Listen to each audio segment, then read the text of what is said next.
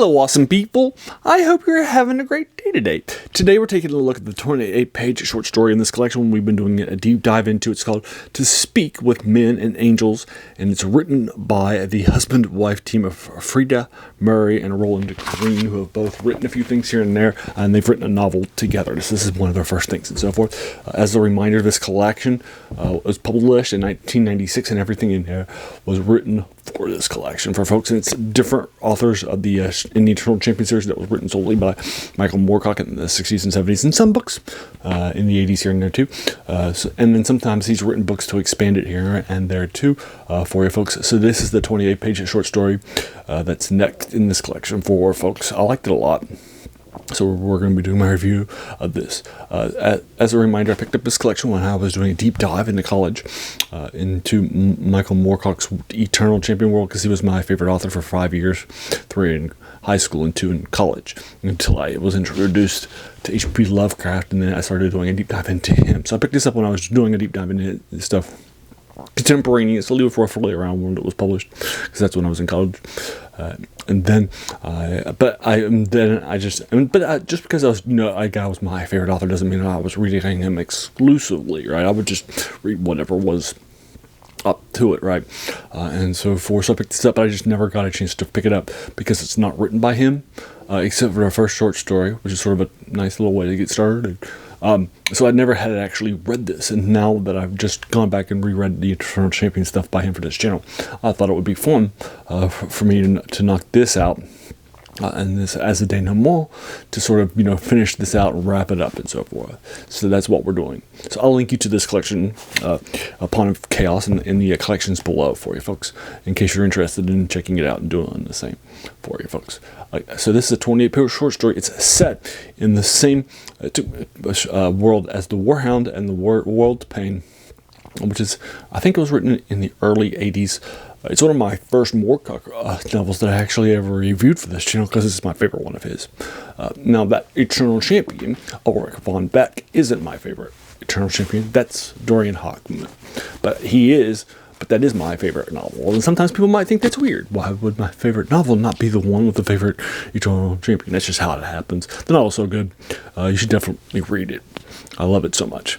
So I like that it's set in the same world, and I like that it creates a brand new version and a brand new character for the Eternal Champion, because I like that as opposed to, just here's an Eternal Champion and here's a version of a story that combines 2 or 3 Eternal Champions.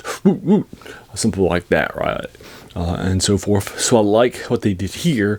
They created an Eternal Champion in that world that already exists, and then they just make it a descendant, another Von Beck for you folks, and so forth. So that's what's happening. I like it. I think it's really, really great, and really, really strong, and it's a lot of fun stuff that happens with it.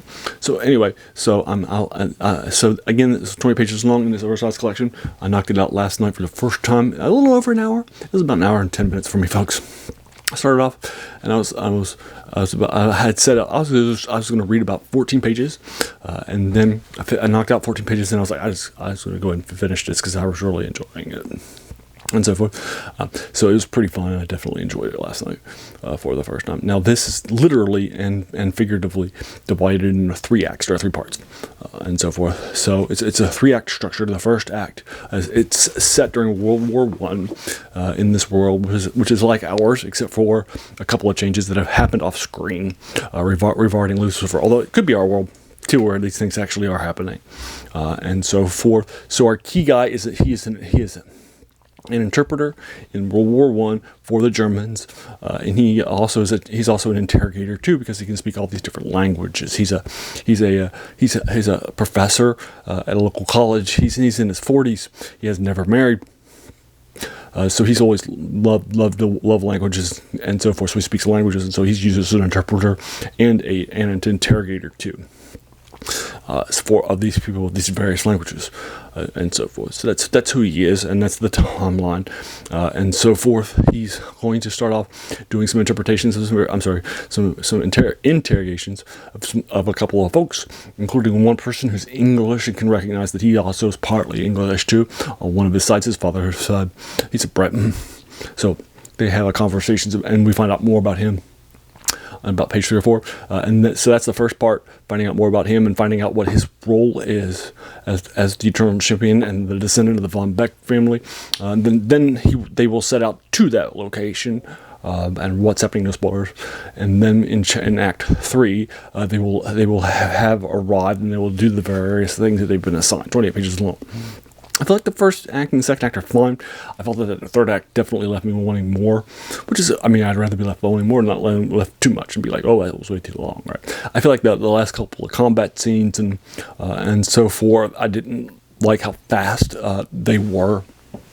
I felt like you could have definitely have done some more, a deeper dive with them, and so forth when they arrive at their final scenes, and so forth. And there's an ending to it that I don't like. I think I prefer a different ending. I mean, it's their story. I'm not gonna give them too much problems with it and so forth. But I would have preferred a different ending than what happens with the other two. So those are my main issues with this, but I love it otherwise. This is one of my 3 favorite short stories. The first one that is still my favorite one is the one set in the Norse mythologies and so forth, the War Skull of Hell, and it creates a brand new version of an Eternal Champion there in a Norse mythology world, and I love it. And I definitely enjoyed that the most.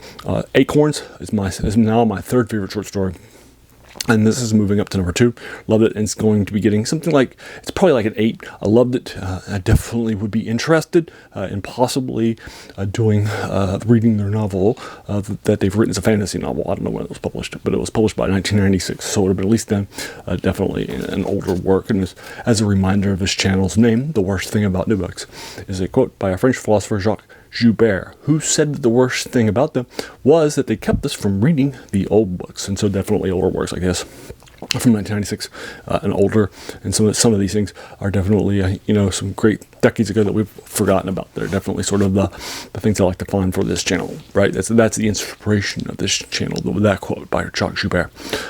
So there you are. As a reminder, this stuff is heavily influential for Michael Moorcock's Eternal Champion world. It created the multiverse, the central multiversal conflict on every plane of existence, law versus chaos, which we'll see again here. And it's definitely a key part of what's happening here with you folks. And then also the multiverse concept, the multiverse name, all of that stuff comes from Michael Moorcock and is heavily influential on science fiction and fantasy from this stuff. Also, major characters like Elric, Anonymity, Stormbringer, and so forth. So finding out other people's takes on his stuff, I think, is very strong. Right, and so I like this concept of this, and I particularly like this short story too. And it's about 400 pages, and I'm just about halfway through now after this 28 pages long. Right, so again, this is now my 2nd favorite short story. So there you are. I'm going to go ahead and leave you to it. Have you read this short story? If so, what'd you think about it? Let's talk about it in the comments below. If you enjoyed this, why not hit that subscribe button? There's going to be a lot more to follow. And then also, you can also hit that bell if you're feeling particularly frisky. And then finally, I just want to thank you so much for taking some time out of your day and investing it and watching my video, because we all have so many things that are happening in our lives, and we're pulled in so many different directions. So the fact that you spent this time with me is incredibly humbling, and I appreciate it once again. Have a great day.